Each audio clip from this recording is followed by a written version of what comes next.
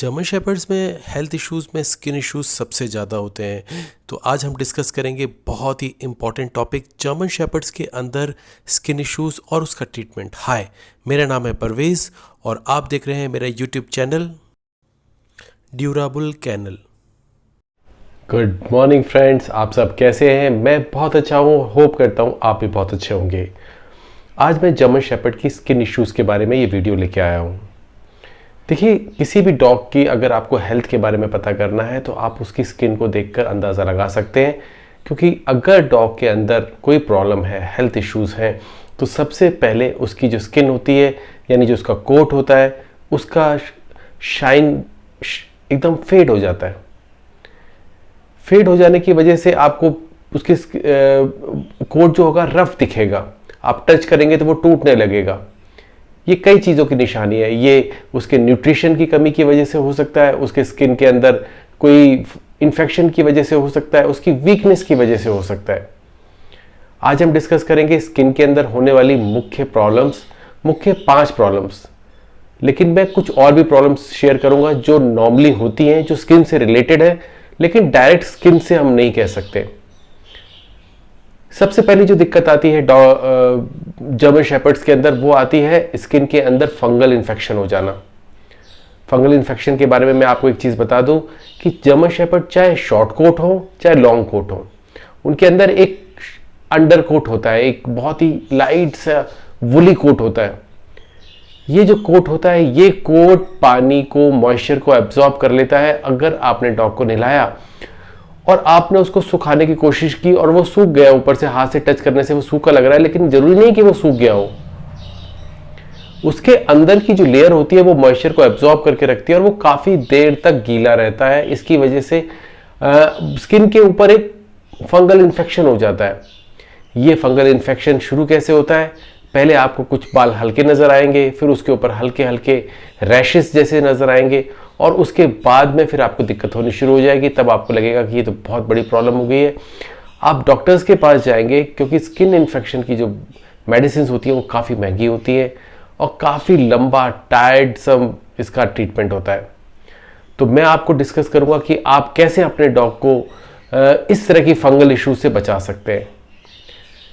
इस तरह की प्रॉब्लम्स के लिए जो सबसे ज़्यादा रिलायबल मेडिसिन है वो है रिड।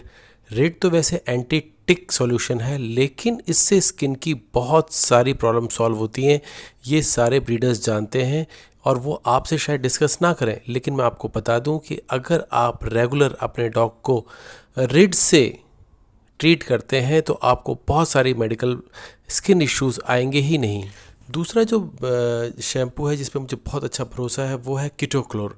कीटोक्लोर शैम्पू और पेट बेन शैम्पूज, ये दोनों शैम्पूज़ अपने कॉम्बिनेशन में बहुत अच्छा काम करते हैं। पहले आप पेट बेन शैम्पू से वॉश करिए, उसके बाद में 1 या 2 दिन छोड़ के आप कीटोक्लोर यूज़ कीजिए। वीकली आप ऐसा करेंगे 2 से 3 महीने, तो ये इश्यूज़ बिल्कुल ठीक हो जाएंगे। इसके अलावा गंधक का तेल, ये बहुत ही अच्छी ट्रीटमेंट है। इससे आप पूरे स्किन के अंदर कहीं पे भी इन्फेक्शन हो उसे कंट्रोल कर सकते हैं। ये आप खुद भी बना सकते हैं। गंधक का तेल मार्केट में भी मिलता है, लेकिन उससे अच्छा रहेगा कि आप कोकोनट ऑयल ले लें। और मार्केट में आपको पंसारी की दुकान पे, आयुर्वेदिक शॉप पे गंधक मिल जाएगी। ये पीले से कलर का नमक नुमा एक पदार्थ होता है। इसको आप अच्छी तरह कूट लें और चुटकी भर 100 ml में मिला के कांच की शीशी में रख दें। कुछ दिन धूप में रखें, ये अच्छी तरह से डिज़ोल्व हो जाएगा। उसके बाद लगाएं। आप यकीन नहीं करेंगे कि ये हज़ारों रुपए की मेडिसिन से भी अच्छा काम करता है।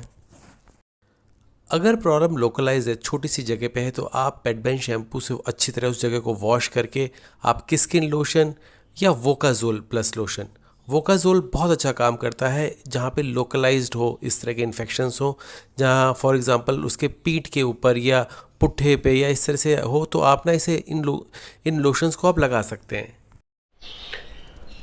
दूसरी जो प्रॉब्लम जो सबसे ज़्यादा आती है वो आती है हॉट स्पॉट। हॉट स्पॉट जो होते हैं वो ऐसे स्किन इन्फेक्शंस होते हैं जो फौरन हो जाते हैं। आपने शाम को देखा डॉग बिल्कुल सही है और सुबह देखा कि उसके चेहरे के ऊपर एक बड़ा सा कॉइन नुमा एक निशान बना हुआ है, जिसके अंदर से हल्का हल्का सा पानी जैसा, ब्लड जैसा ऊज हो रहा है। आप उसको टच करेंगे तो वो थोड़ा सा गर्म नज़र आएगा। दूसरी प्रॉब्लम ये होती है आसानी से ठीक नहीं होते। आप ट्रीटमेंट कराने जाएंगे डॉक्टर से, तो डॉक्टर्स इस पर स्टेरॉइड्स यूज़ करते हैं और बहुत सारी मेडिसिन यूज़ करते हैं, एंटीबायोटिक्स यूज़ करते हैं, लेकिन ये आसानी से ठीक नहीं होते। इससे प्रॉब्लम क्या होती है कि जब एंटीबायोटिक्स और स्टेरॉइड यूज़ किए जाते हैं तो डॉग की दूसरी प्रॉब्लम स्टार्ट हो जाती है।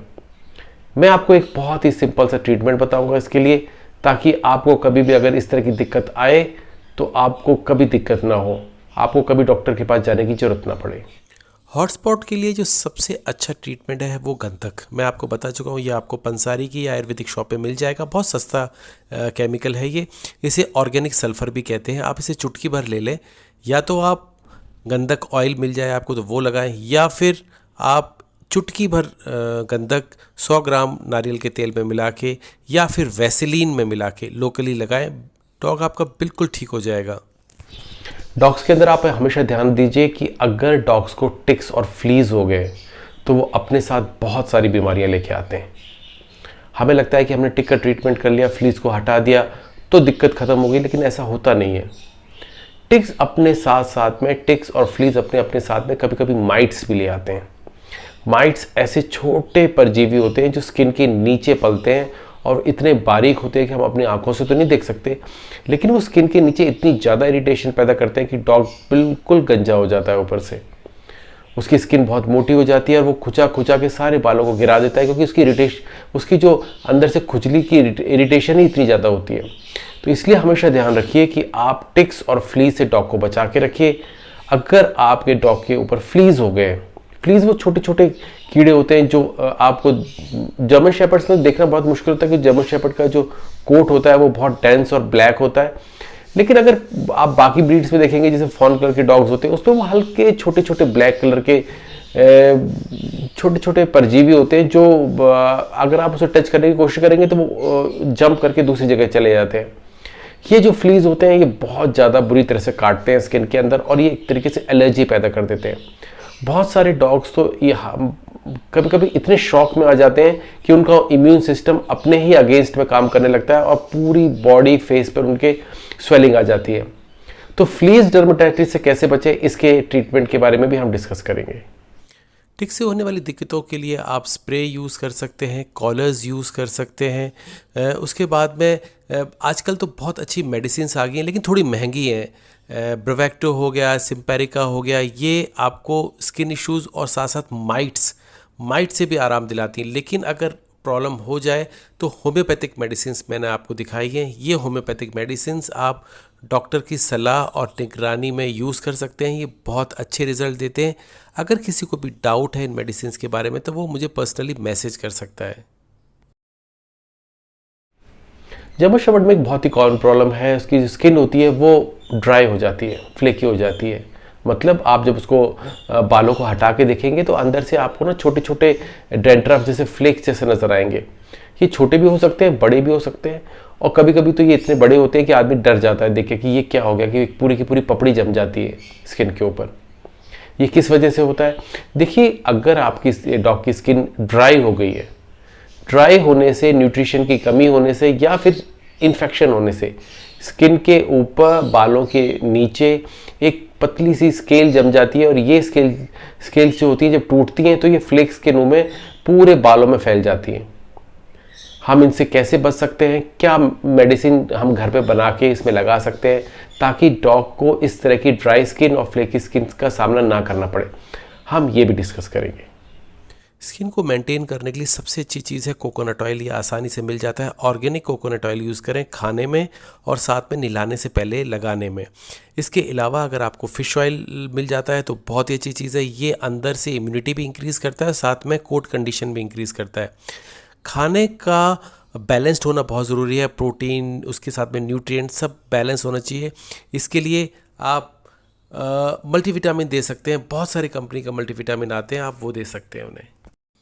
इसके अलावा बहुत सारी होम्योपैथिक मेडिसिन्स जो ऐसी कंडीशंस में बहुत अच्छा काम करती है, मैंने आपको दिखाई हुई है। इसके ऊपर मैंने इंडिविजुअल वीडियोस भी बनाए हुए हैं, आप वहाँ जाकर इसको देख सकते हैं। जर्मन शेपर्ड्स के अंदर कानों की दिक्कत बहुत ज़्यादा होती है, क्योंकि जर्मन शेपर्ड्स के कान जो होते हैं वो इरेक्ट होते हैं, खड़े हुए होते हैं, और तो उसमें डस्ट और बाकी चीज़ें जाने का बहुत ज़्यादा खतरा रहता है। अगर थोड़ी सी भी कहीं पे अगर आपने नहला रहे हैं, कभी वाटर शॉवर कर रहे हैं, या डॉग कभी किसी धूल या मिट्टी या किसी ऐसी चीज़ के एक्सपोजर में आता है, तो उसके अक्सर कानों के अंदर पानी, डस्ट और ये सब चीज़ें चली जाती हैं।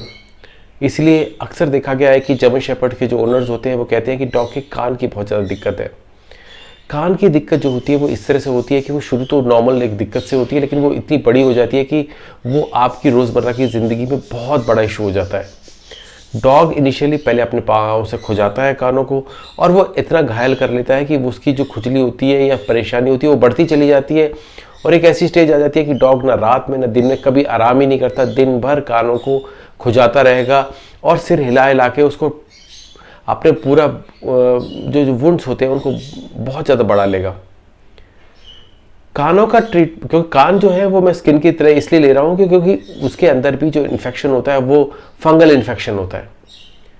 हम उसको भी देखेंगे कि कानों के अंदर हम किस तरह से क्या क्या मेडिसिन यूज़ कर सकते हैं ताकि हम अपने डॉग के कानों को हेल्दी रख सकें।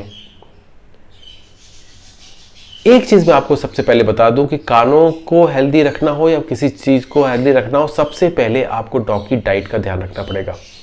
अगर आपकी डॉग की डाइट बैलेंस्ड है, बैलेंस का मतलब होता है कि डॉग की डाइट के अंदर प्रोटीन, जिसे हम नॉन वेज सोर्स कहते हैं, दूसरा कार्बोहाइड्रेट्स जिसमें हम चावल, रोटी, जो भी हम अनाज खिलाते हैं, तीसरा फैट भी होना उसके अंदर ज़रूरी है, और चौथा होता है मैक्रोन्यूट्रिएंट्स।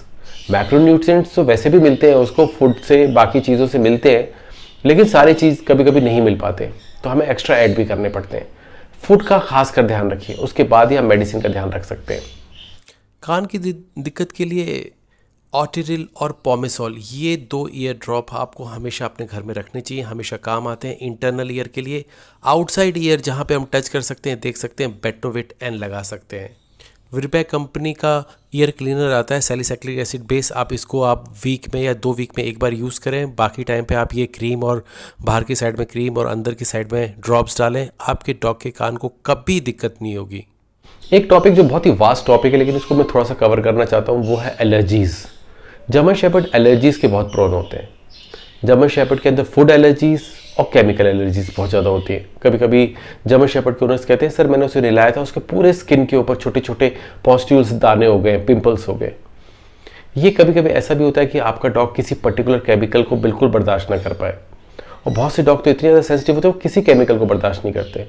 तो कोशिश कीजिए कि आप माइल्ड सोप्स यूज़ कीजिए, ऐसे शैम्पूज़ यूज़ कीजिए जो कलरलेस हों, बेबी शैम्पूज़ हों, इस तरह के यूज़ कीजिए। डॉग्स के लिए भी बहुत सारे शैम्पूज़ आते हैं, लेकिन मुझे उन पर ज़्यादा भरोसा इसलिए नहीं होता कि कोई ना कोई तो केमिकल वो साथ में रहता है उनके। अगर केमिकल से आपके डॉग को एलर्जी है तो आप बिल्कुल प्लेन बेबी जो सोप होते हैं या बेबी शैम्पूज़ होते हैं, क्लियर शैम्पूज़, वो यूज़ करके देख सकते हैं। मैंने एक छोटे से वीडियो में कोशिश की है कि ज़्यादा से ज़्यादा टॉपिक्स को इसके अंदर डाल सकूं, सॉल्यूशंस बता सकूं, लेकिन ऐसा पॉसिबल नहीं होता कि सारे सॉल्यूशंस बता सकूं। मेरे पास एक सब्सक्राइबर का मैसेज आया था कि सर आप ऊपर से बता देते हैं, ये तो सबको पता है। देखिए, जो चीज़ें आपको पता है हो सकता है दूसरे को नहीं पता, इसलिए मैं कोशिश करता हूँ कि उन लोगों के लिए जिनको बिल्कुल नॉलेज नहीं है उनको कुछ नॉलेज मिल सके। नॉलेज तो इतनी वास्ट होती है कि आप स्किन इशू के एक टॉपिक के ऊपर आप पूरा दिन बोल सकते हैं, इतनी ज़्यादा बड़ी प्रॉब्लम होती है। लेकिन हाँ, मैं कोशिश करता हूँ हेल्दी लाइफ के लिए जो बेसिक चीज़ें हैं वो आपको पता हो। इन बेसिक चीज़ों से ही डॉग पूरी ज़िंदगी हेल्दी रह सकता है। अगर आप अपनी गलतियां ना करें तो आपका डॉग कभी बीमार नहीं पड़ेगा। इसके लिए आपको थोड़ी सी नॉलेज चाहिए, आपको पढ़ना पड़ेगा। Hope you like this video. Thank you for watching. Have a good day.